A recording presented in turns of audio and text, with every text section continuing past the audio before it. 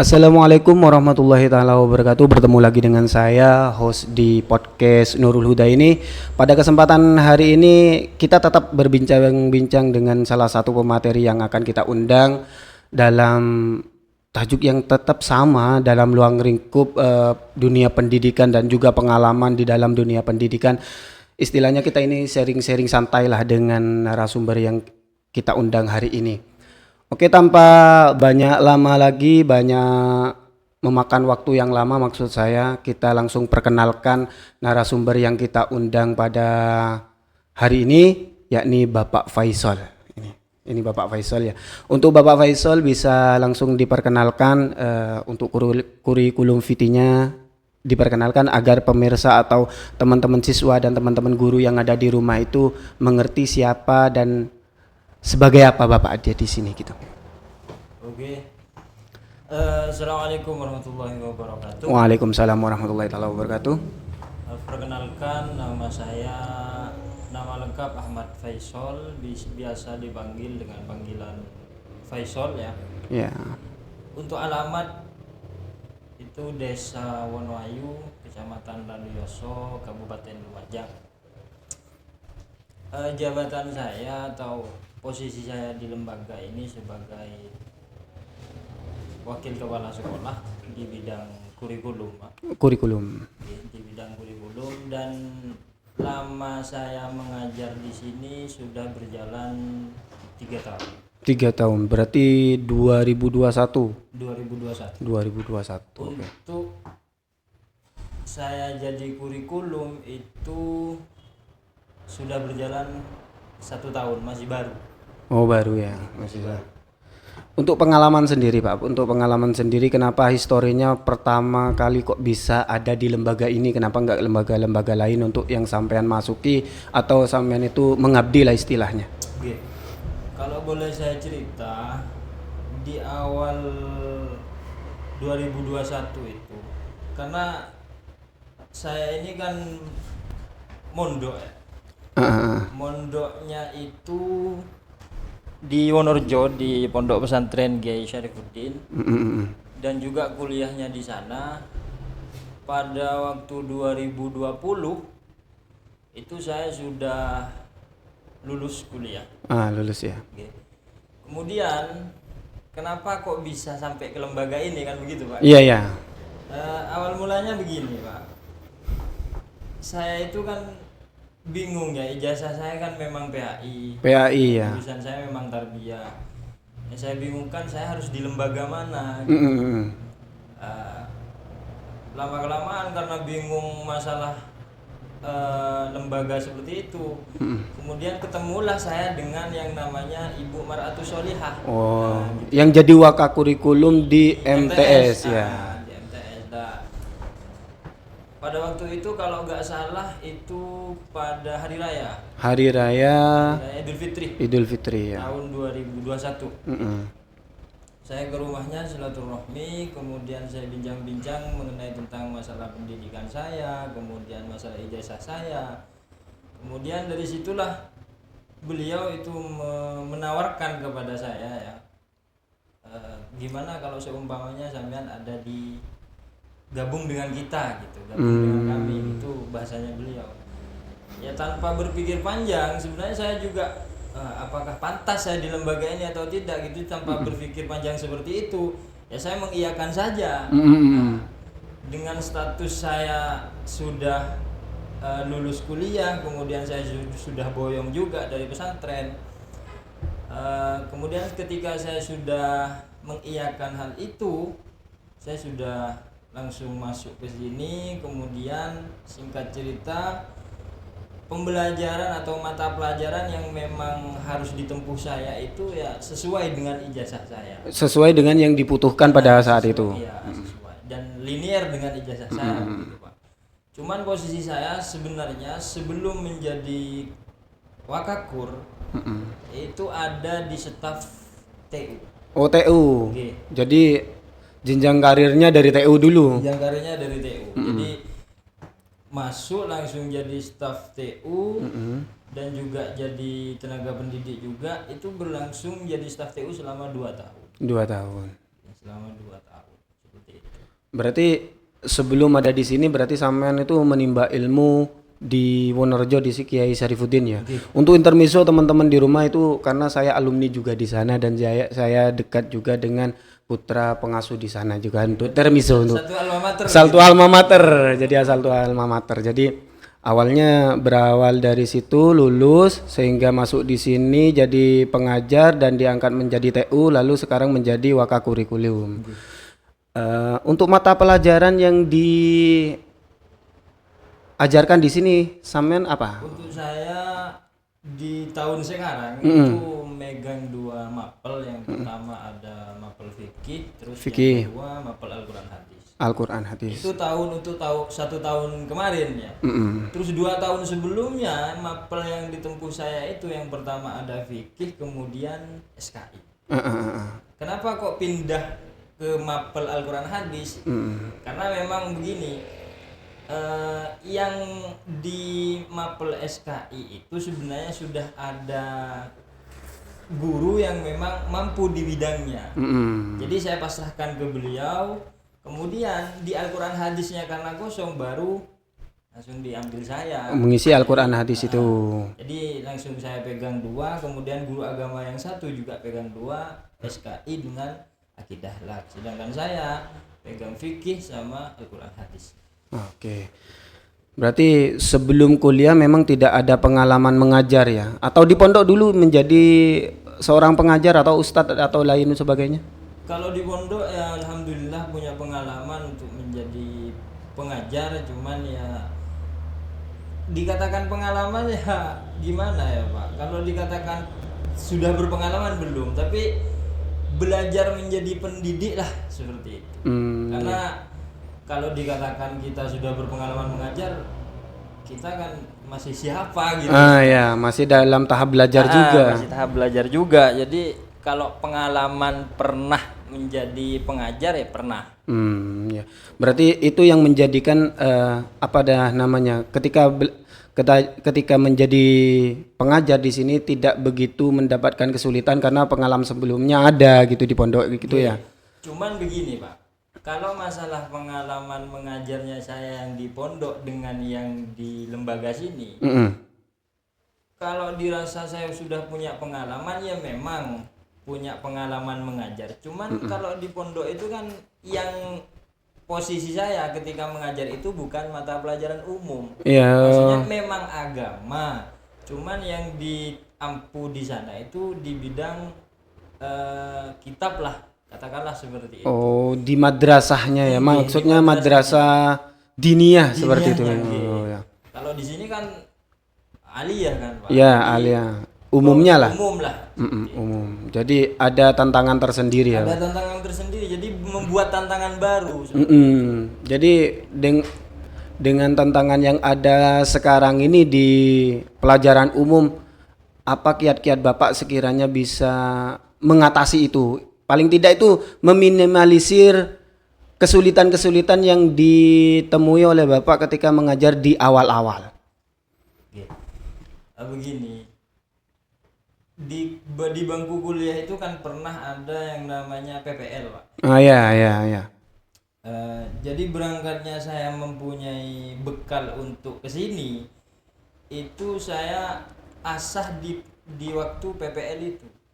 PPL-nya dulu di lembaga di salah satu madrasah yang ada di Lumajang lah, MA salah satu. Setingkatan SLTA juga berarti. Satu madrasah ada yang ada di Lumajang.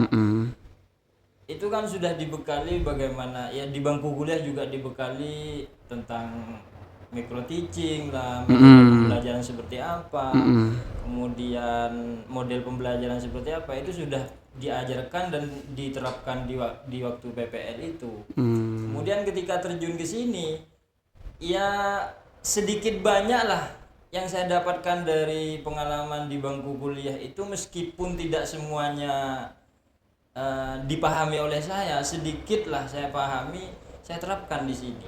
Meskipun sebenarnya keadaan yang tidak, kadang saya tidak bisa mengatasi bagaimana sekiranya pengelolaan kelas itu aktif, kemudian secara anak-anaknya karakternya berbeda, itu ya ada kesulitannya masing-masing. Untuk masalah mengatasinya ya kita harus belajar juga, Pak. Iya kan ada perbedaan ini, Pak ya. Ketika dulu sampean ada di pondok pesantren lah menjadi pengajar di sana meskipun tanda kutip dalam lembaga diniyah lah. Itu vibe-nya kan beda lah, rasa suasananya beda. Kalau di pondok pesantren biasanya senakal-nakalnya murid itu biasanya ketika sudah dimarahi oleh gurunya atau ustadznya itu ada kata-kata sam'an wa ta'atan, takut lah istilahnya ilmunya tidak barokah. Sedangkan ketika di sini itu bagaimana atmosfernya ketika ada di lembaga formal itu gimana atmosfernya di sini? Perbedaannya kayak gimana, Pak? Gitu. Kalau masalah perbedaan sih sebenarnya tidak jauh beda, Pak. Tidak jauh bedanya begini. Kita yang harus menyesuaikan dengan mereka. Ya. Kalau di pesantren kita statusnya kan sama-sama santri. Sama-sama santri. Nah, meskipun di dalam lingkup kita dalam satu kelas kita sebagai pengajar dan yang lainnya sebagai muridnya, kita statusnya sama-sama santri. Cuman di sana yang membedakan status itu ketika dalam kelas ustadz dengan murid. Nah, kita harus menyesuaikan itu. Sedangkan ketika di formal seperti ini, ya kita harus menyesuaikan juga. Yang lebih utama kita harus memahami karakter mereka, karakter anak didik kita. Kalau seumpamanya karakter mereka kan tidak semuanya sama, Pak. Tidak sama. Jadi kita tidak bisa memukul sesuatu itu merata pada murid karena memang karakter murid itu satu persatunya beda kan gitu ya. Beda. Jadi cara untuk menghadapi satu orang dengan yang lain itu juga harus beda. Beda. Meskipun kita pakai metode seumpamanya kalau dalam pembelajaran metodenya ini dibutuhkan ini, kita menghadapi mereka itu tidak harus pas dipukul rata sama. Menghadapi satu orang yang seperti ini harusnya ada cara yang seperti ini, satu orang yang seperti itu harusnya ada cara yang seperti ini. Jadi harus ada strategi masing-masing dari dirinya pendidik lah.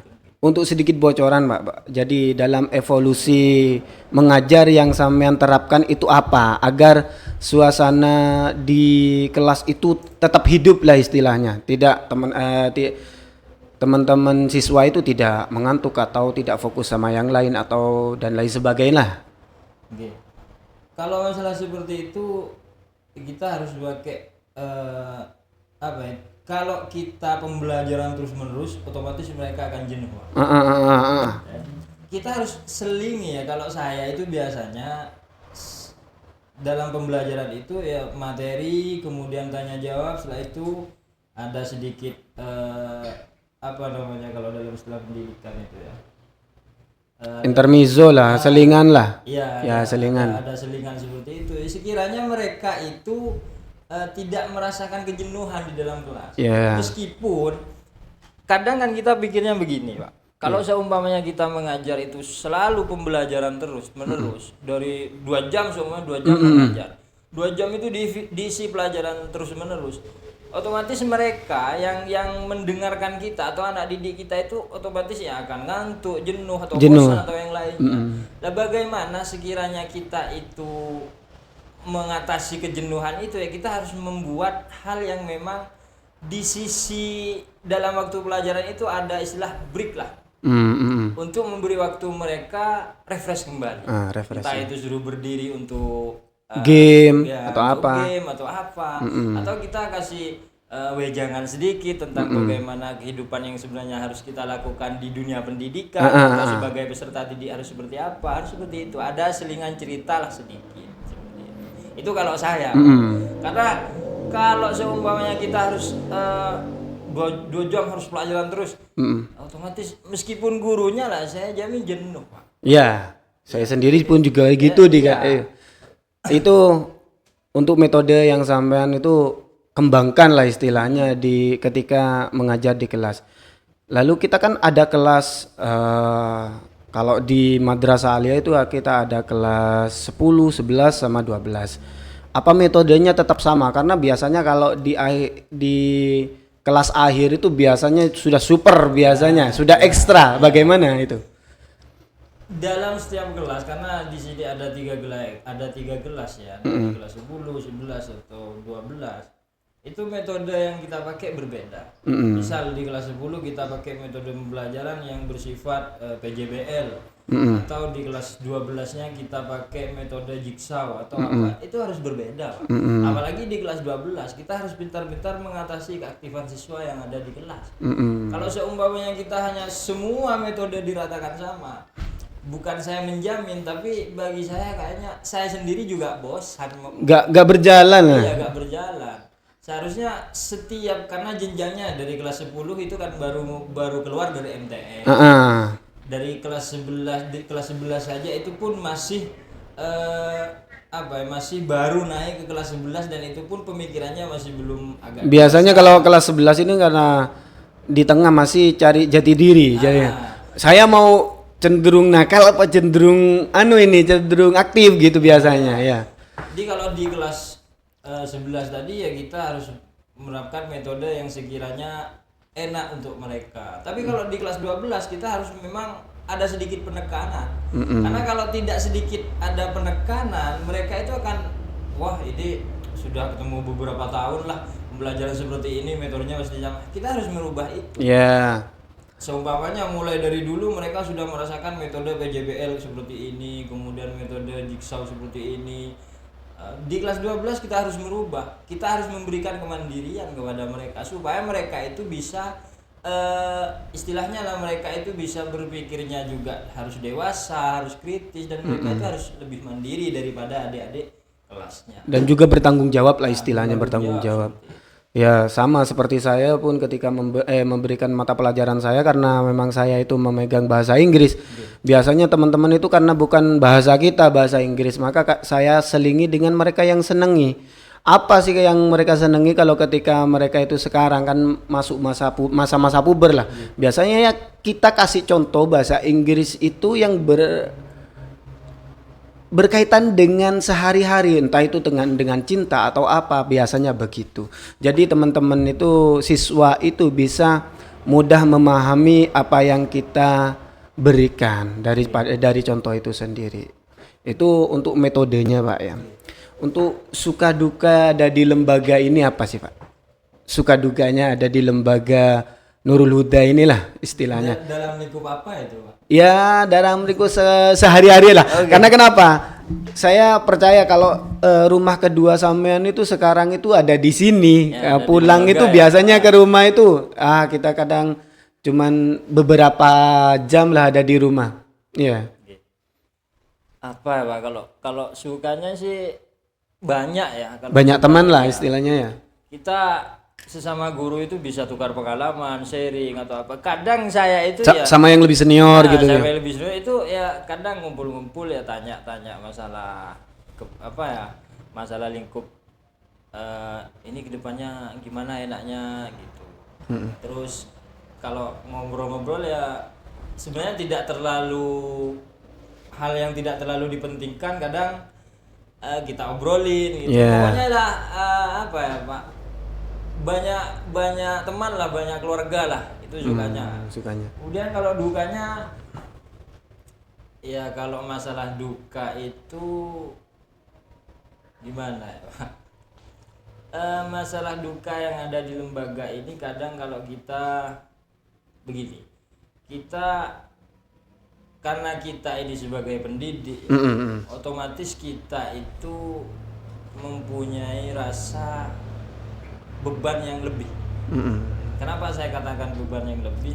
Yang kita hadapi itu, pekerjaan kita, profesi kita yang kita hadapi itu bukan pekerjaan yang dengan berhadapan dengan barang yang baku, tapi dengan mengatasi orang lain, menghadapi orang lain.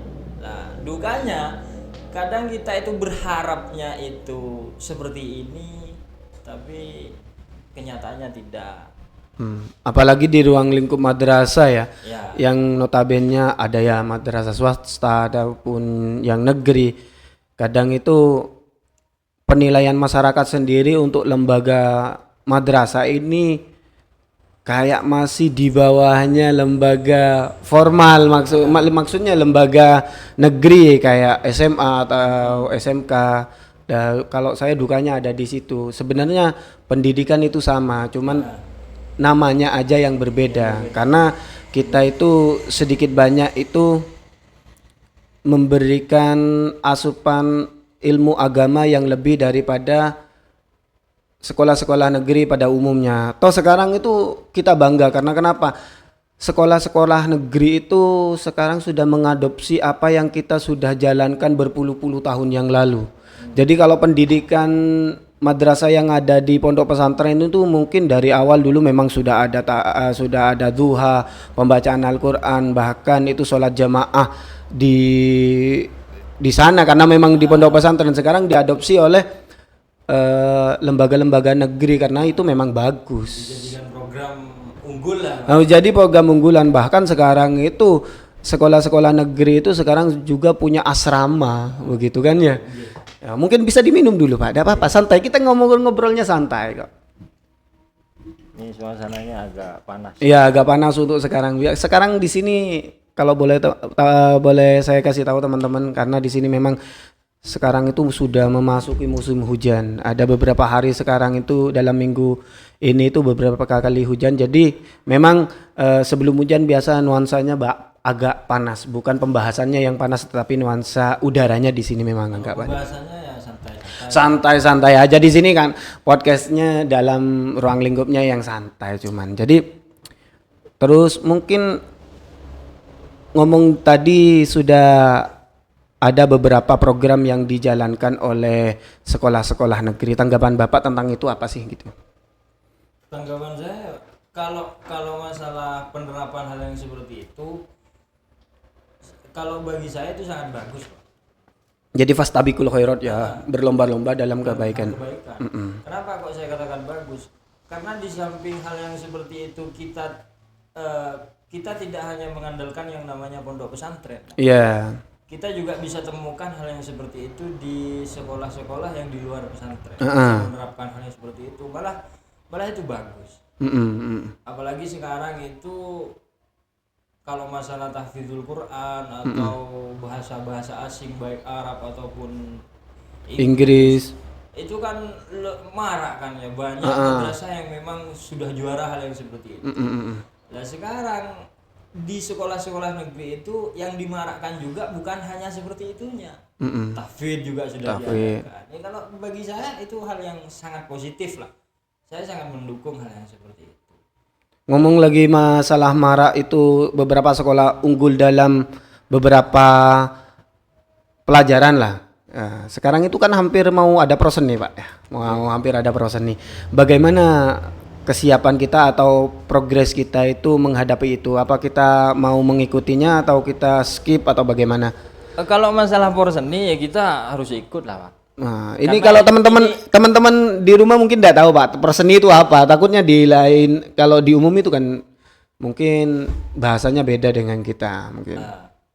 Jadi kalau masalah porseni itu kan pekan olahraga dan seni. Pekan olahraga dan seni.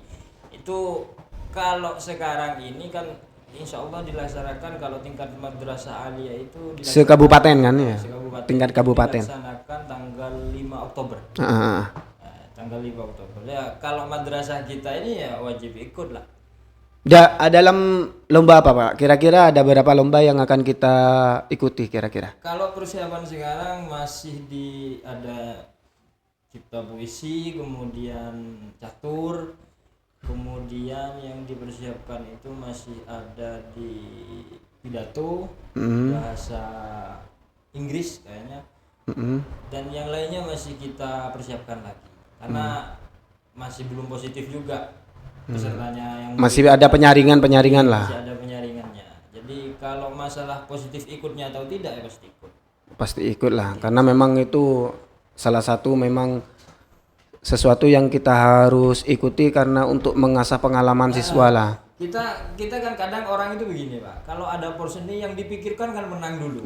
Menang dulu. Sebenarnya kalau kita berpikiran menang dulu ya oke lah, kita harus optimis ya. Iya, kita optimis. Harus punya pikiran positif dulu. Cuman kalau kita berpikiran kita harus menang dulu, ya namanya lomba kan. Maksudnya itu kan lomba, ada yang menang ada yang tidak. Ya kalau di madrasah kita itu jangan mementingkan itu dulu. Yang penting kita punya pengalaman dulu. Urusan menang atau tidaknya, kalau menang kita rezeki, kalau tidak menang ya kita jangan putus asa, kita ikuti lagi. Iya, karena pengalaman itu yang paling mahal lah memang pengalaman. Perlu kita miliki. Jadi kalau kita itu memiliki pengalaman dan bisa diturunkan ke adik kelas atau kita ketika sudah keluar menjadi motivasi ke belakangnya agar madrasah kita itu tetap tampil eksis lah. Jadi madrasah kita yang ada di sini itu tidak hanya ada madrasahnya tetapi juga dikenal lah di kabupaten. Oh, ini siswa dari Nurul Huda, oh ini kan gitu ya. Jadi bukan hanya tujuan kita tujuan bukan hanya menang saja, tapi kita itu membawa nama baik lembaga juga. Kita mengenalkan ini loh lembaga kita juga ikut ajang ini loh gitu. Jadi pikiran kita itu tidak hanya fokus ke menang saja, tapi kita itu sebagai siswa atau sebagai pendidik yang punya alma mater di Nurul Huda, kita itu harus mengembangkan dengan cara ya ikuti hal yang seperti itu, bau-bau lomba seperti porseni atau ada ajang-ajang lomba yang lain, itu kita harus ikuti. Tapi kalau masalah menang dan tidak ya sesuai dengan prosesnya. Kalau prosesnya serius ya hasilnya akan bagus. Gitu. Jadi itu semua jangan kita pesimis lah, karena memang ada di kabupaten ini lembaga-lembaga besar yang memang sudah langganan dan itu belum tentu mereka yang akan menang. Ketika kita itu memang proses kita atau apa yang kita inginkan itu dijalankan semaksimal mungkin, insya Allah hasilnya akan maksimal juga, bukan begitu Pak? Kalau memang sudah serius dari awal ya kemungkinan besar kita akan mendapatkan hasil yang bagus lah Pak. Ya, secara tidak langsung sampean nanti itu standar lah bisa mengalahkan siswa-siswa dari alma mater sampean di Syarifuddin nanti. Karena Syarifuddin kan salah satu lembaga terbesar yang ada di kabupaten ini kan. Iya. Ya secara tidak langsung ya bisa seperti itu. Cuman ya kembali ke perkataan saya tadi, menang dan kalah itu ya sudah biasa. Meskipun seandainya alma mater saya itu kalah, ya mungkin memang bukan rezekinya sana gitu. Iya. Tapi tidak menggunakan sistemnya timnas kan ya, tidak usah naturalisasi ini kan. Tidak. Takut profesional kalau masalah seperti itu profesional. Enggak, takutnya kita karena mau musuh ada di Bakit kan ya, ada Banyu Putih Kidul, ada Wonorejo lah istilahnya. Memang lembaga-lembaga besar kayak MA Putri yang ada di Lumajang lah. Kita menargetkan menang nih, kita harus show up nih. Jadi harus all out nih. Wah, ini gimana kalau kita caranya itu ngambil siswa dari luar kabupaten untuk dijadikan siswa kita untuk sementara. Kan tidak gitu Pak ya. Kalau masalah hal yang seperti kan kayaknya Pak, kalau seumpamanya ya kita mau mengalahkan lembaga lain, cuman kita itu yang diikutkan itu bukan dari produk kita sendiri. Seumpamanya lah ya, kita yang diikutkan bukan dari produk sendiri, bangganya terus dari mana? Istilahnya kita ambil orang lain lah disuruh ikut lomba lari, juara 1.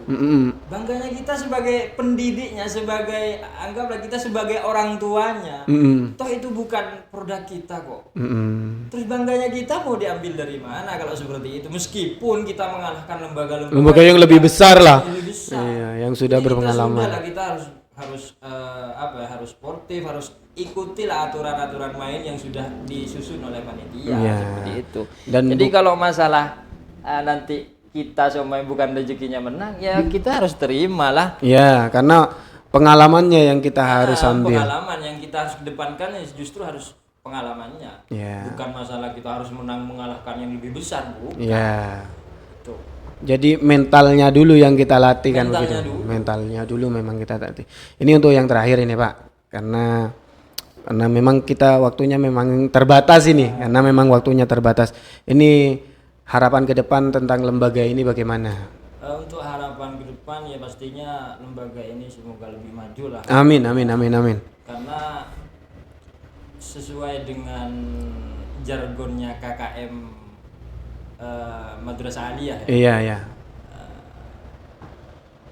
maju maju bersama, mundur dewe-dewe gitu. Iya. Pokoknya itulah seperti itu. Yeah. Jadi harapan semua madrasah yang ada di Lumajang ini ya memang lebih maju dari sebelumnya. Dan harapan saya untuk madrasah yang saya tempati ini ya bahkan lebih maju, bukan hanya 5 tahun ke depan, tapi seterusnya harus lebih maju. Paling tidak itu kita bisa dikategorikan di kabupaten itu masuk 5 besar lah istilahnya lah. Ya, maksudnya 5 besar lembaga yang diperhitungkan dari ekstrakurikulernya, dari pendidikannya, dari infrastrukturnya dan lain-lain. Ya mungkin kita itu bisa berbenah diri ke depannya step by step karena memang butuh proses kan begitu Pak. Terus begini lagi ya, Pak, kalau harapan kedepannya karena tenaga pendidik yang ada di lembaga kita ini adalah muda-muda semua. Iya. Muda-muda semua ya, harapannya kita itu sebagai pendidik bukan hanya mendidik siswanya saja. Iya. Tapi karena itu juga sesama manusia, kita itu harus saling mendidik antara satu guru dengan guru yang lain. Sama-sama mendidik. Karena harus terbuka lah istilahnya, harus terbuka. Kenapa kok seperti itu? Tanpa keterbukaan bagi saya tidak mungkin sesuai dengan harapan. Apapun itu kalau kita tidak terbuka dengan hal positif yang ada di lembaga ini, kemungkinan besar kemajuan itu akan sulit kita capai. Ya meskipun per guru itu pegang mapelnya masing-masing, tetapi untuk kemajuan sekolah kita kan harus saling merangkul lah istilahnya, bergandengan tangan lah maju bersama. Seperti itu. Karena kalau seumpamanya kita hanya sendiri-sendiri lah, kemungkinan besar kemajuan itu sulit kita miliki lah. Apalagi kalau nanti ada seumpamanya seorang guru, seumpamanya tenaga pendidik lah ke sekolah, wah yang penting saya ngajar pulang dah gitu, itu takutnya kayak gitu. Nanti berarti tidak memikirkan kemajuan lembaga ke depannya. Jadi bisa sharing-sharing jadi senior-senior yang memang sudah mengajar lama di lembaga, meskipun bukan di lembaga sini, di lembaga manapun, maka ketika ada guru baru itu bukakan pintu yang selebar-lebarnya biar mereka itu belajar istilahnya, belajar dan tidak canggung. Jadi bagaimana ke depannya lembaga yang kita istilahnya kita diami atau tempat kita mengabdi ini bisa maju lah. Jadi kalau secara tidak langsung ketika lembaganya maju, maka siswanya itu sudah standarnya itu sudah di atas rata-rata. Sudah dikatakan maksimal lah. Maksimal. Jadi hasil keluar dari lembaga saya, jenengan semua yang ada di rumah itu mungkin sudah sesuai dengan ekspektasi orang tua mensekolahkan ke lembaga tersebut. Gitu Pak ya. Baik, terima kasih Pak untuk waktunya. Sekarang mungkin nanti bisa disambung di part-part selanjutnya. Untuk waktunya hari ini saya ucapkan terima kasih karena ini sudah mengganggu waktunya, ini diundang sudah ke sini sudah tidak mengganggu karena waktu santai sekarang. Oh iya, memang waktu santai. Ya, karena nanti Bapak Faisal ini kita akan undang dengan pembahasan yang berbeda. Karena Bapak Faisal ini adalah salah satu guru favorit yang ada di lembaga ini. Jadi Bapak Faisal ini salah satu guru yang memang sering tampil di TikToknya teman-teman ya. Karena memang termasuk guru motivator dengan kata-kata yang bagus ini kata motivator. Sebenarnya itu hanya satu kali yang seperti itu. Oh ya, atau gini Pak, closingnya itu gini aja. Jadi kalau saya closing dulu, nanti setelah closing Bapak pakai kata-kata ya. Bisa Pak ya? Kayaknya kalau seperti itu saya nggak bisa. Oh udah bisa ya. Karena timbulnya kata-kata itu harus ada sebuah peristiwa yang memang nyata seperti itu. Oh yang ada faktor pendorongnya lah. Oke. Kalau seumpamanya hanya kita berpikir dan berimajinasi saja ya kemungkinan itu nggak akan kena lah. Nggak kena lah Pak ya. Oke. Nanti part selanjutnya kita akan bicara apa ada istilahnya, bicara tentang sesuatu yang memang ngena tentang itu Pak ya. Tetapi kan kemarin memang dimasukkan TikTok sama teman-teman itu Pak ya. Iya, saya itu sebenarnya itu adalah sesi tanya jawab. Sesi tanya jawab. Itu adalah kalau boleh sedikit saya cerita, itu waktu itu adalah sesi tanya jawab. Ada salah satu siswa yang karena materinya pada waktu itu materi tentang Al-Quran hadis, dan itu kalau nggak salah bab tentang mujahadatun nafsi. Nah, kemudian ada yang tanya perihal bagaimana kita mengendalikan sebuah hawa nafsu lah, mengendalikan diri sendiri, mengendalikan hal-hal yang sekiranya diri kita itu jauh dari hal positif, dan itu anak-anak itu merujuknya kepada sebuah perasaan, maksudnya sebuah yang menyangkut tentang mungkinlah mereka itu namanya anak SMA ya masih puber-pubernya, punya pasangan, cuman mungkin ya sedikit perasaannya sedikit kurang nyaman atau seperti apalah. Dia itu tanya, sekiranya saya tidak melakukan, kalau seumpamanya saya dikatakan orang yang mujahadatun nafsi, bagaimana Pak? Pertanyaannya seperti itu. Oke. Jadi, nanti dijawab bentar Pak ya. Jadi saya closing dulu, nanti untuk kata-kata yang sampean itu kemarin itu sampean ucapkan, maka ucapkan sekali lagi untuk closing ini ya. Setuju teman-teman di rumah ya? Oke, baik. Terima kasih untuk kesempatan hari ini. Mungkin dari awal sampai akhir itu saya ada kata-kata yang kurang berkenan atau salah-salah kata, kita pembahasannya melenceng atau bagaimanapun, saya mohon maaf, dan juga mewakili pemateri juga minta maaf. Akhirul kalam, Allahumma wafiq ila wa min tariq. Wassalamualaikum warahmatullahi taala wabarakatuh. Monggo Pak, langsung kata-katanya.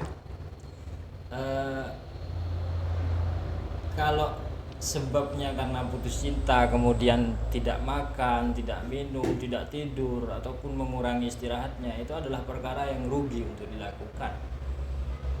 Karena Allah memberikan perasaan kepada kita itu bukan untuk kita merasakan yang namanya sakit hati, tapi yang harus kita rasakan adalah sebuah kebahagiaan yang memang diberikan oleh Allah.